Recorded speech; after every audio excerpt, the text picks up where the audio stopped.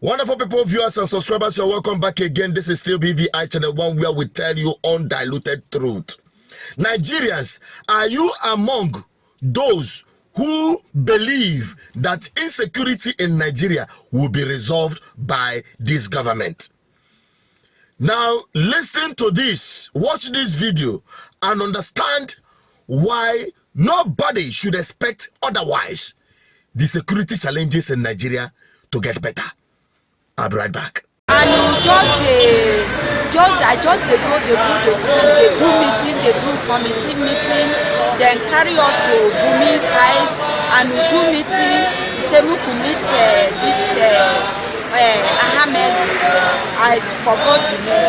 They invite one thing that he come and we gather money, almost 800,000. We give her. He said that one is a transport motor. And I started crying. He said me and be wisdom and don't have husband. I just dey train this boy to help me tomorrow. Please, he said that one no concern her. Who will be the person? The person is a Fulani. They invite it come for one office for Kaduna there. We just try the beggar. He said no.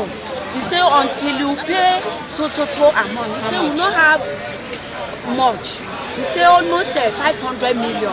Initially, they asked, they were after the government paying that money, 500 million.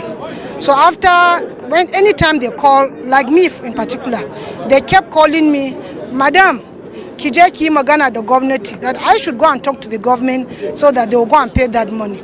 So all I kept telling them was, I am a widow. I cannot have access to the government.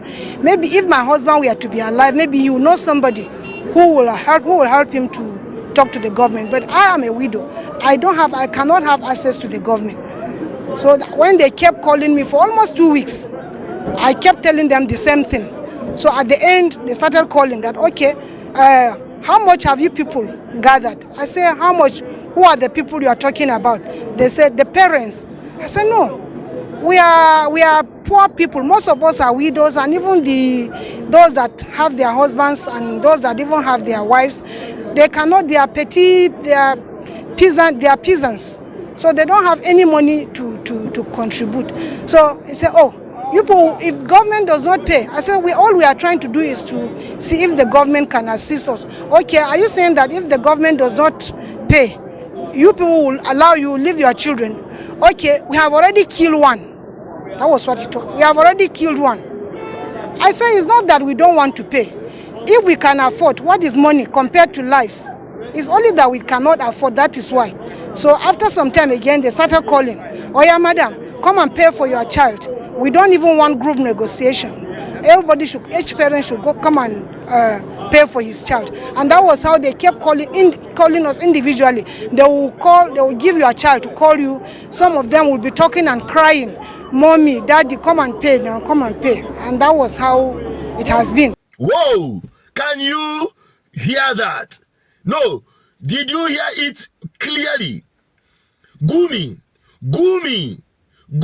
everybody knows that Gumi is the official, will you say, spokesman or intermediary or middleman of bandits in Nigeria. Would you say that? That this statement this woman made had put it out clearly that Gumi knows more than the security operatives should be looking for. Yes, but unfortunately, in a country where there are rules for some people, rules are made for some certain people. It is only in Nigeria, somebody like Gumi, who is not a security personnel, we know the location of the bandits, different bandits across northern Nigeria. Whereas our own DSS, our own secret services, our own security network do not know, cannot intercept, cannot come on. Who is deceiving who?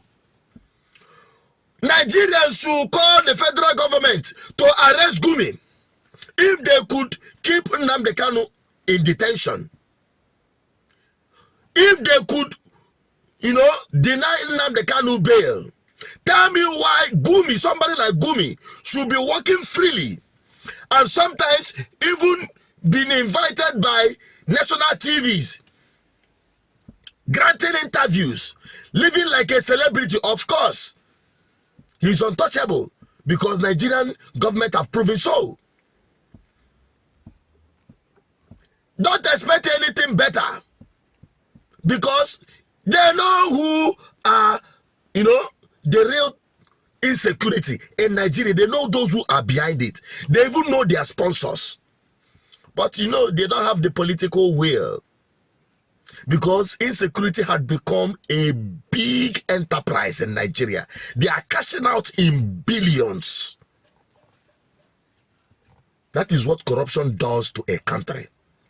And that is why, you know, those people who are kidnapped, many of them in the north are Muslim. You have Christians, you have people of different background. But during the election, the same political class that are not ready to protect lives and property, which is the primary responsibility of every government, they will sell stupid ethnic bigotry and religious sentiment. That you start jumping around. It's not from our tribe, it is our turn. Emilokon, how far? Until Nigerians realize that they are victims of their gullibility and their stupidity, their lives will never get better. We will continue to suffer it.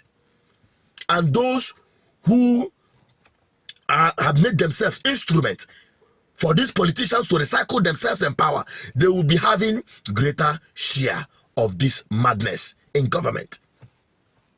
So, as an advocate for good governance, I can only appeal to Nigerians, to their senses. When next they have an opportunity, let them do the right thing. Let them not sit back and say it doesn't concern them, because one day Nigeria will happen to you. Nigeria will happen. It will come knocking on your door.